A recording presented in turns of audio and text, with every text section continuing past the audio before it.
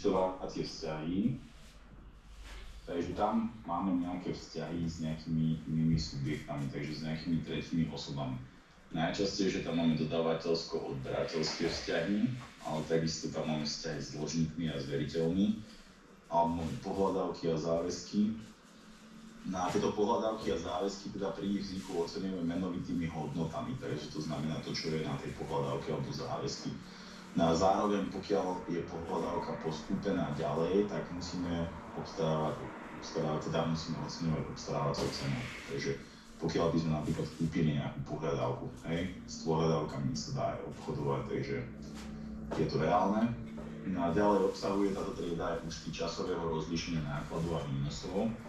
Keď sa pozrieme, bude to trieda, tá skupina 3.8, takže tam riešime časové rozlíšenie nákladov a výnosov. To vieme, že vychádza z účtovej zásady akruálneho princípu, že musíme rozlišovať náklad výdavok, príjem a výnos, ktoré nastávajú v rôznom časovom období.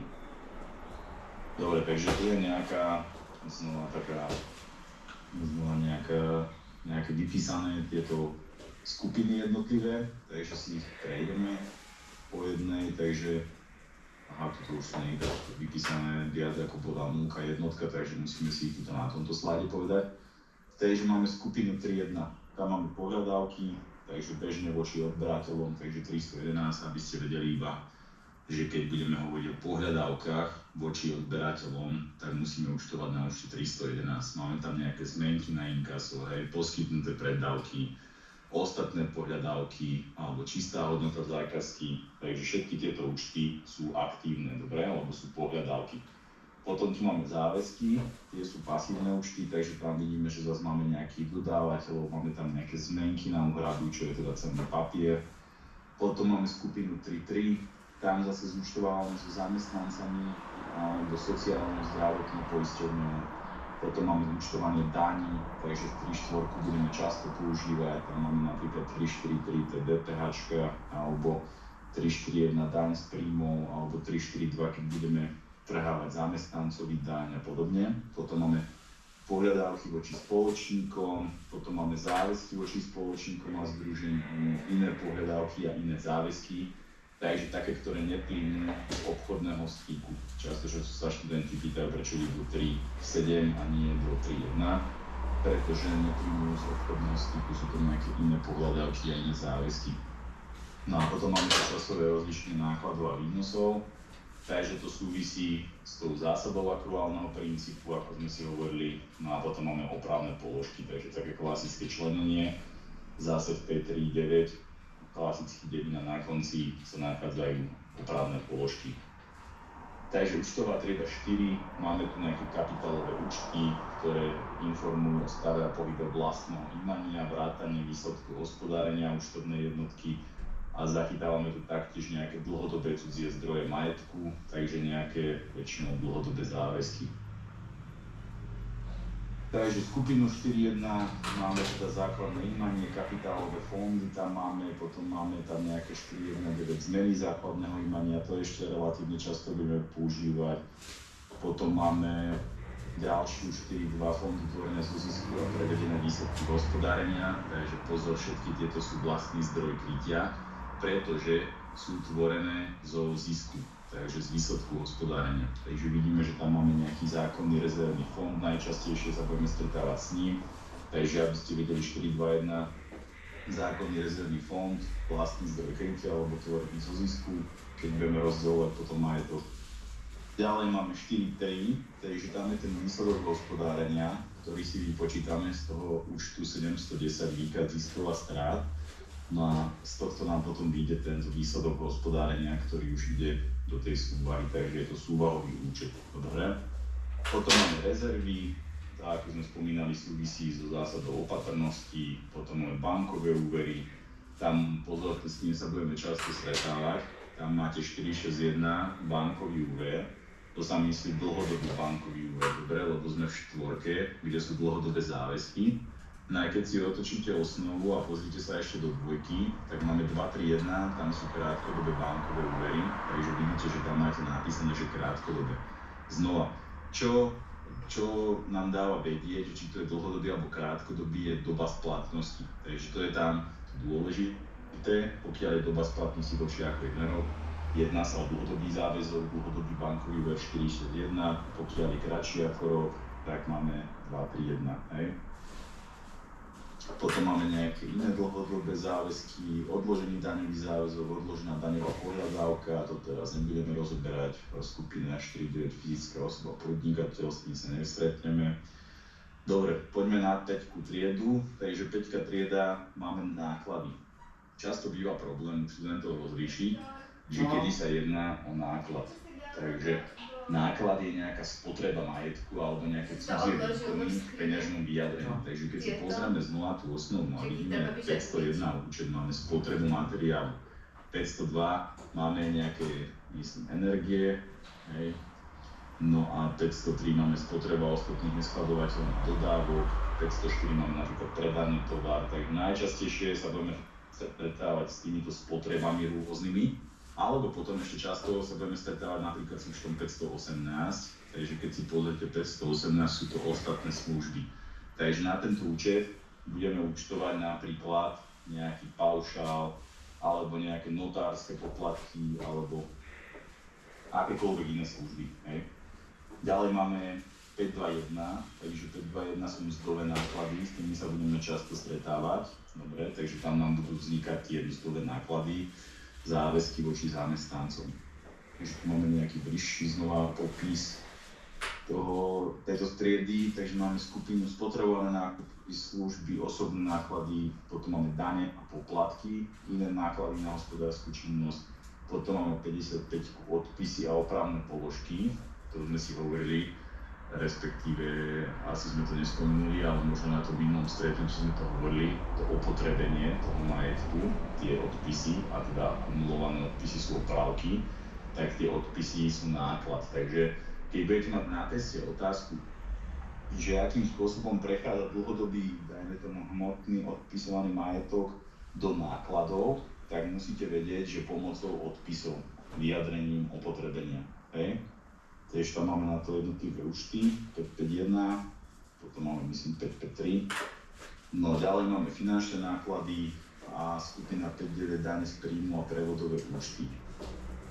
Takže čo sa týka výnosov, zachytávame nejaké tržby, takže peňažný ekvivalent realizovaných výkonov účtovnej jednotky. Najčastejšie sa budeme stretávať samozrejme zase s tými, čo sú na začiatku, takže tam máme tržby za vlastné výkony a tovar, takže znova. Takisto ako máte slovo spotreba asociované s nákladom, tak takisto musíte mať slovo tržba asociované s výnosom. Dobre? Najčastejšie vznikajú tieto výnosy vystavením odberateľskej faktúry. Takže keď vystavím FO, tak vznikne nejaká tržba, to znamená vznikne mi nejaký výnos. Ďalej máme zmeny stavu vnútroorganizačných zásob, takže tieto účty používame na zmenu stavu napríklad nejakej nedokončenej výroby alebo výrobkov, polotovarov, to sú tam nás také pomocné účty. Potom skupina 6.2, tak tam máme aktiváciu, tak keď sa pozrieme do tejto 6.2, tak vidíme, že tam máme čo napríklad aktiváciu materiálu, tovaru, vnútroorganizačných služieb, dlhodobého nehmotného majetku, dlhodobého hmotného. V tejto skupine sa účtuje najmä, pokiaľ obstarávame nejaký, dajme tomu, dlhodobý alebo krátkodobý majetok vlastnou činnosťou. Dobre? Takže príkladme stavebná firma, chceme si postavať nejaké kancelárie, tak nebudeme si to objednávať nejakej inej firmy a platiť im nejaký zisk alebo maržu teda, ale postavíme si ich sami. No a na tento účel sa používa táto aktivácia. Alebo často sa s ňou stretneme napríklad, pokiaľ budeme mať inštaláciu softvéru, že obstaráme nejaký softvér, ale nainštalovať si ho dáme vlastnému zamestnancovi. Alebo montáž stroja vlastným zamestnancom. Takže ako sme si hovorili, do obstarávacej ceny idú všetky náklady spojené s obstaraním. No a pokiaľ niečo vykoná náš zamestnanec, tak to do tých obstarávacích cien premietneme pomocou tej aktivácie. Ďalej máme skupinu 6.4, to sú iné výnosy z hospodárskej činnosti, skupina 6.5 zúčtovanie niektorých položiek z hospodárskej činnosti, s týmito sa moc stretávať nebudeme, 6.6 finančné výnosy, 6.9 prevodové účty, toto pre nás nie je dôležité. Takže poďme na tú účtovú triedu 7, uzávierkové účty a podsúvahové účty. Takže slúžia na uzavieranie súvahových a výsledkových účtov, kľudne zostavenia účtovnej závierky a na otváranie súvahových účtov na začiatku účtovného obdobia. Takže vieme, že to účtovníctvo funguje v nejakom cykle. Väčšinou ten účtovný rok je kalendárny rok, to znamená, že začína 1.1. alebo respektíve končí 31.12. alebo môže byť aj hospodársky rok. My máme na výber, že si môžeme vybrať. Hospodársky rok je 12 po sebe nasledujúcich mesiacov, takže keď nám začne napríklad, ja neviem, 1.5., tak do 34. máme hospodársky rok, alebo dobre som povedal. Takže 12 po sebe idúcich mesiacov je hospodársky rok, kalendárny vieme, väčšinou účtovné jednotky volia ten kalendárny, takže 1.1. je 31.12. Potom máme podsúvahové účty, slúžia na evidovanie majetkových zložiek, ktoré účtovná jednotka nevlastní, ale využíva, ktoré ich má napríklad prenajaté, alebo ich má v úschove, alebo v zálohe, alebo niečo ručí a podobne. Tým sa tiež nestretneme my.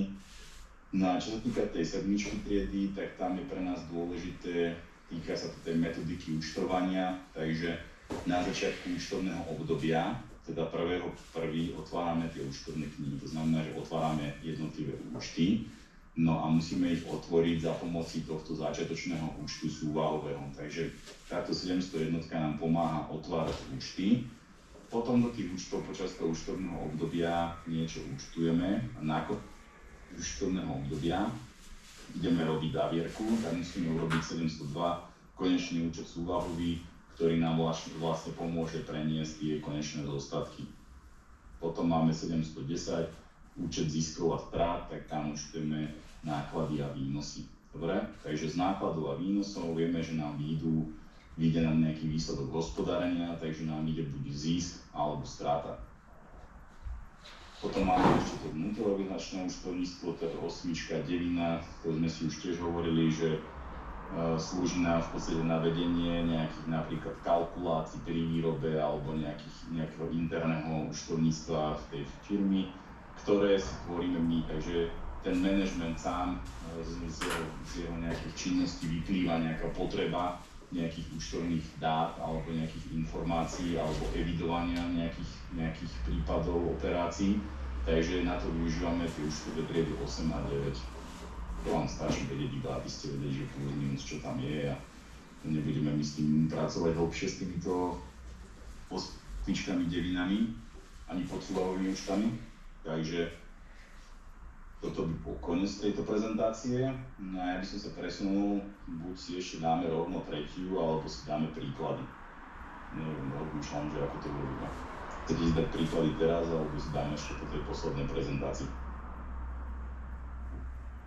Dáme si poslednú. Po poslednej? Asi až po. Poslednej tiež tak. Dobre, tak si dáme teraz ešte tú poslednú prezentáciu. Dúfam, že pri tejto ste nezaspali, táto bola taká trochu nudnejšia, kde sme vymenovali tie jednotlivé skupiny a podobne, ale teraz zase prejdeme k niečomu zaujímavejšiemu. Nie?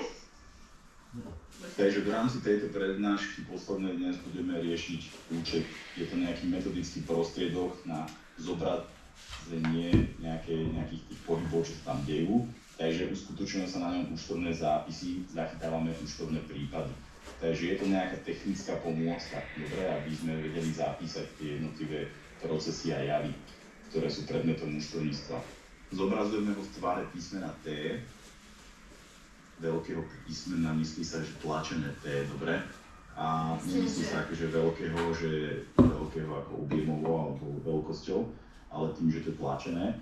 Aby ste si to nemýlili, aby ste to nekreslili zbytočne ako súvahu napríklad, lebo súvaha vieme, že tiež je také T, ale súvaha je väčšia tým, že tam idú viaceré účty a idú tam aj sumy, aj všetko a je to proste obsiahlejší ako keby účet alebo výkaz teda samotný.